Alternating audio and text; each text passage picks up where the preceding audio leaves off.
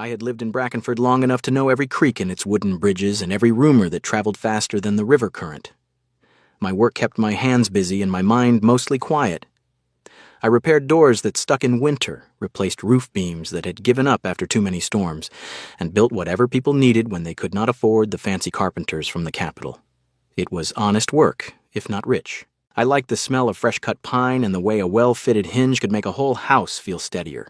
My closest friend was an orc woman who had lived in the same border town almost as long as I had. We met 6 years ago when she hired me to fix the sagging stage at a wedding she was decorating. She had been arranging flowers and lanterns while I hammered new supports beneath the platform. By the time the bride walked down the aisle, we were already arguing about whether the chair should face slightly left or perfectly straight. We had been arguing, laughing, and helping each other ever since. She was tall, with skin the deep green of pine needles in shadow, and hair that fell in heavy black waves past her shoulders. Her tusks were small and only showed when she smiled wide, which happened often when we were together. People in town sometimes stared when they saw us walking side by side. Most assumed we were something more than friends. We always corrected them, or at least I always corrected them. Today she had rented a small house near the old river dock. The place needed work, but the windows were large and the wooden floors still held warmth from the afternoon sun. She wanted to fill it with things that felt like hers instead of whatever the previous tenant had left behind. So she asked me to go with her to the second-hand market at the edge of the trading square. We spent the better part of the morning pushing a wooden cart between stalls. She pointed at a heavy oak table with legs that still looked solid. I ran my hand along the top, knocked on the underside, and shook my head. "Too much give in the middle," I told her. "It will sag the first time you put a proper meal on it." She clicked her tongue but moved on. We found a set of 4 chairs with carved backs that she liked. I checked the joints and approved. She chose a tall shelf for books and a small cabinet for dishes. I tested every leg and every drawer. When something felt loose, I marked it and told her we could fix it later. She rolled her eyes at my caution but never argued. That was how it had always been between us. By the time we reached the last stall, the cart was full. The old woman behind the counter watched us with the kind of smile people wear when they think they already know the ending of a story. She added up the coins slowly, glancing between the two of us. "Your wife has a good eye," she said, nodding toward the furniture. Most men would have bought the first wobbly table they saw. I did not think. The words came out the way they always did when people made that mistake. "You are right," I answered, smiling. "My wife, Orwe, always wins when it comes to choosing tables and chairs." The old woman laughed, a warm, raspy sound, and turned to count the change from her pouch. Beside me, my friend went very still. I felt it before I saw it. The air between us changed, the way it does right before a storm breaks, even though the sky still looks clear. I turned my head. Her face had gone darker along the cheekbones, a flush that spread down her neck and disappeared beneath the collar of her simple linen dress. She was staring at the coins on the counter as if they had suddenly become very interesting. Her hands, usually so steady when she arranged centerpieces or tied ribbons, were gripping the edge of the cart hard enough that the wood creaked. The old woman handed me the change without noticing anything. I dropped the coins into my pocket and reached for the cart handles. Only then did I hear the words, spoken so softly I almost missed them. I wish that were true. They were not meant for the old woman. They were not even meant for me to answer. They slipped out like something she had been holding too tightly for too long. I stood there with my hands on the cart, unable to move. The market noise around us kept going, people bargaining, children running between stalls, the river moving in the distance. But inside my chest, something had gone very quiet. We walked back toward the river without speaking. The wheels of the cart bumped over the uneven road. I kept my eyes on the path ahead, but I could feel her beside me. Taller than most women in town, her steps measured and careful. Every few minutes I thought of something to say, some joke that would put us back where we had always been. None of them felt right. Halfway to her new house, I tried anyway. "You are quiet today," I said, keeping my voice light. "Wife of mine." The words tasted wrong the moment they left my mouth. She stopped walking. I had to stop too, or the cart would have rolled into her. She did not look at me. Her gaze stayed on the river, where sunlight broke into pieces across the moving water. "Do not call me that," she said, "if you are only joking." Her voice was steady, but I heard the effort it cost her. She started walking again before I could answer. I followed, pushing the cart, suddenly aware of every loose board in the road and every breath I took. By the time we reached her house, the sun was lower. We unloaded the furniture in silence. I checked the table legs one last time and set the chairs around it. She placed the shelf against the wall where she wanted it and ran her fingers along the wood as if testing whether it would stay. When everything was inside, she stood in the doorway, one hand on the frame, and looked at me. For a moment, I thought she might say something else. Instead, she gave a small nod, the kind she used when a job was finished. "Thank you for helping," she said. I nodded back. My throat felt tight. I walked home along the same road we had taken earlier. The cart was lighter now, but my chest was not. I kept hearing those 4 quiet words over and over. They had not been part of our usual game. They had not been a joke. For the first time in 6 years, I wondered what it would mean if they had been the truth. The days after the market felt like walking across ice that had already begun to crack. She still answered when I knocked on her door. She still told me where she wanted the shelf and whether the table needed another coat of oil. But the easy rhythm we had kept for 6 years was gone. She did not tease me about the sawdust in my hair. She did not roll her eyes when I tested every joint twice. When our hands brushed while moving a chair, she pulled back as if the touch had burned. I told myself it was better this way. Cleaner. We had crossed some invisible line, and now we were both being careful. Yet every evening when I returned to my own empty workshop, the silence pressed harder than before. I kept seeing the way her face had changed at the stall. The flush, the way her fingers tightened on the cart, and those 4 words that had slipped out before she could stop them. I began to ask myself questions I had never allowed before. Had I really only seen her as a friend all this time? Why did the thought of her avoiding me twist something deep in my chest? Why did I miss the sound of her laugh more than I missed anything else in my day? I remembered the winter my mother died and how she had appeared at my door with hot stew and stayed until I finally slept. I remembered the months when work was slow and she quietly brought extra coin by hiring me for small jobs she did not really need. I remembered every time she had listened without interrupting while I complained about a difficult client or a roof that refused to stop leaking. She had been the steady place in my life. I had simply never named what that steadiness meant. One evening, I went to her house to finish tightening the legs of the new table. She let me in without much greeting and went back to arranging dried flowers in a clay jug. I worked in silence for a while, the sound of the wrench the only thing between us. When the last leg was secure, I stayed kneeling on the floor, hands resting on my knees, unwilling to stand and end the visit. She spoke first. I did not mean to say it that day. Her voice was quiet but clear. I looked up. She was still facing the flowers, shoulders straight. "But you meant the words," I answered. She turned then. Her eyes were darker than usual, and I saw the effort it took for her to hold my gaze. "Yes, I love you, Edrin.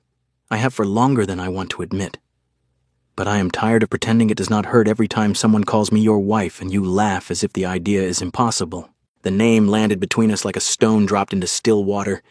She had never used it often. Hearing it now, spoken with that much feeling, made something inside me shift and settle at the same time. I wanted to stand. I wanted to close the distance and say the things that had been circling in my head for days. Instead, I stayed on the floor, the wrench still in my hand, feeling suddenly clumsy and slow. She waited. When I did not answer, she gave a small, tired smile that did not reach her eyes. "It is all right. You do not have to say anything. I already know." "No," I managed. "You do not." She waited again. I tried to find the right words and found only fragments. I did not understand what I was doing to you. Every time I said we were only friends, I thought I was protecting what we had. I never stopped to ask whether you wanted protecting." Her expression softened, but the hurt remained. "You asked for time," she said. "At the market, you asked for time without even realizing you were asking. I have given you 6 years, Edrin. I cannot keep giving more while you decide whether I am worth the trouble of changing your mind." The words cut, not because they were cruel, but because they were true. I stood then, slowly. The workshop suddenly felt too small for both of us. Rain had started outside, tapping against the window glass in steady rhythm. I wanted to tell her that I had not been deciding. I had simply been blind. I wanted to tell her that the thought of losing the easy way we had always been together terrified me more than I knew how to say. Instead, I said, The only honest thing I could manage. Give me a little more time. Not because I am unsure of you, because I am unsure of myself, and I do not want to hurt you again by speaking too soon." She looked at me for a long moment. Then she nodded once, the movement small and final. "Go home before the rain gets worse." I left. The road back to my workshop had never felt longer. Water ran down my face and neck, but I barely noticed. Every step carried the weight of what she had given me and what I had failed to give back. For the first time, I understood that continuing to call her only a friend would not keep things safe. It would only keep her waiting in a place she no longer wanted to stand. If I stayed silent now, I would lose her. Not in some dramatic way, but quietly, the way a river slowly changes its course until one day the old bank is gone. I could not let that happen. Not without at least trying to find the courage she had already shown. The weeks that followed felt stretched thin, like old rope about to snap. She did not avoid me completely. When I offered to help with small repairs around her house, she accepted, but the conversation stayed careful and short. I kept waiting for the right moment to say more, and every day that passed made the waiting heavier. Then she was offered work at Hymir. The spring festival at the castle needed someone who could turn a drafty great hall into something warm and beautiful. Morella had done similar jobs before, but this one was larger, with more coin and more eyes watching. She took it without hesitation. I told myself it was good for her. She deserved work that matched her skill. I did not expect Lord Lucan Greyford. He was younger than I had imagined, tall and clean in the way people are when they have never needed to swing a hammer or climb onto a roof. He moved through the preparations with easy authority, stopping often to speak with the woman directing the decorations. I heard the servants talking. They said he complimented her eye for color, and the way she could make even the oldest tapestries look new again. They said he had begun sending small gifts, silver hair combs, a length of fine cloth the color of early spring leaves. I heard all of it while pretending to repair a sticking door in the outer corridor. One afternoon, I stood in the courtyard with my toolbox at my feet, watching through the open doors as he offered her a small bouquet of white flowers. She accepted it with both hands and a polite smile. The smile did not reach her eyes the way it once reached them when she looked at me. Still, she accepted it. I had no right to feel the sharp twist in my chest, yet I felt it anyway. That evening she found me in the garden behind the castle. I was supposed to be checking the hinges on the side gate. Instead, I was standing with my back to the wall, staring at nothing. She stopped a few paces away. "If I accepted his interest," she said quietly, "would you mind?" The question landed like cold water. I turned. She was still holding the flowers, though they hung lower now as if she had forgotten they were in her hands. I opened my mouth, closed it. The words I wanted were simple. "Do not. Choose me. I am a fool, but I am trying." They stayed where they always stayed, caught behind my teeth. I managed something smaller. "Does he treat you well?" Her mouth curved, but it was not a real smile. "You are still doing it," she said, "still pushing me towards someone else because it is easier than saying what you actually want." She waited one more moment, then turned and walked back toward the hall. The white flowers stayed with her until she disappeared inside. I stayed in the garden until the light faded. When I finally returned to my workshop, the air smelled of sawdust and rain. I sat on the bench and looked at the half-finished shelf I had been building for her weeks ago. The wood still carried the faint scent of pine. I remembered the day we bought it, the way she had run her fingers along the grain and said it felt honest. I remembered her face at the market stall when the old woman called her my wife. I remembered the night she told me she loved me and how I had asked for more time instead of giving her anything in return. If she chose Lucan Greyford or anyone else, I would carry the regret for the rest of my life. Not because he was better, because I had been too much of a coward to meet her honesty with my own. The thought sat in my chest like a stone that would not move.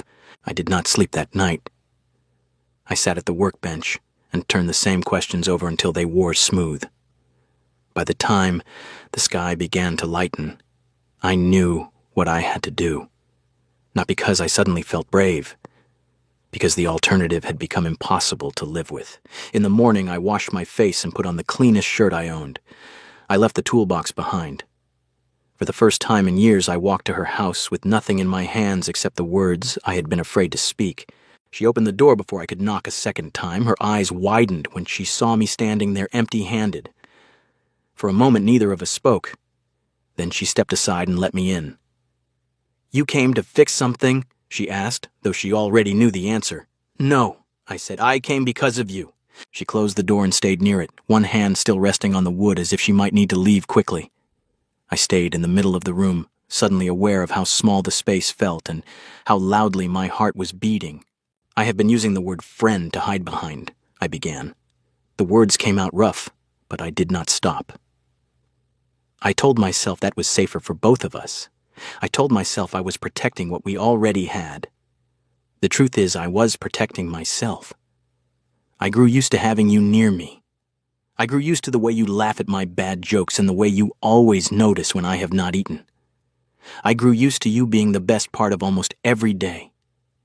And I was terrified that if I named what that meant, I would lose it. She did not move. Her fingers tightened slightly on the doorframe. "When you said you wished it were true that day at the market," I continued, "something inside me shifted. I have not slept properly since. Not because I was surprised, because I finally understood that I had been making you carry something alone for a very long time." I took one step closer. She did not step back. "I love you, Marilla. Not because Lord Greyford started paying attention, not because I suddenly felt jealous. I love you because I have loved you for longer than I let myself admit. I was simply too much of a coward to call it by its right name." Her eyes filled. She blinked hard, but one tear still escaped and slid down her cheek. She wiped it away quickly, almost angrily. "You made me wait too long," she said, voice low. I know. If he had never spoken to me, would you have said any of this? The question hurt because it was fair. I met her gaze and answered as honestly as I could. Perhaps not. Or perhaps I would have kept finding reasons to wait. I am ashamed of that. But I am here now because I cannot bear the thought of you believing I do not feel the same. She looked at me for a long time. The tears kept coming, slow and quiet. She did not come to me. She stayed where she was, arms wrapped around herself as if she needed the protection. "I am still angry," she said at last, "and I am still afraid you will change your mind in the moment things become difficult." "I might be afraid too," I answered, "but I do not want to run from it anymore." She let out a shaky breath. Some of the tension in her shoulders eased. "Then do not ask me to jump from being your friend to being your wife in one breath," she said. "If you truly mean what you say, then court me properly. Let me see that this is not only fear of losing me to someone else. I want that," I said, "a real beginning, not because we are afraid of what we might lose, but because we want what we could have." She studied my face as if searching for any sign of hesitation. When she found none, she gave the smallest nod. "All right," she whispered. 2 days later, we went to the spring fair together. It was the first time we walked through the market without any excuse of work or errands. I bought her honey cakes, and she bought me a small wooden carving of a tree. We watched a blacksmith demonstrate and listened to musicians playing near the river. When the crowd grew thick, I reached for her hand without thinking. She did not pull away.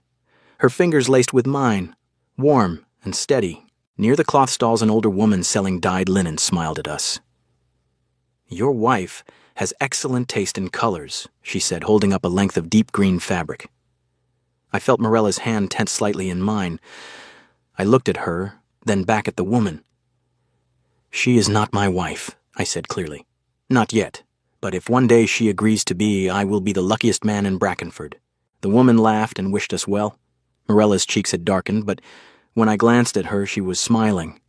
Not the careful smile she had worn at the castle.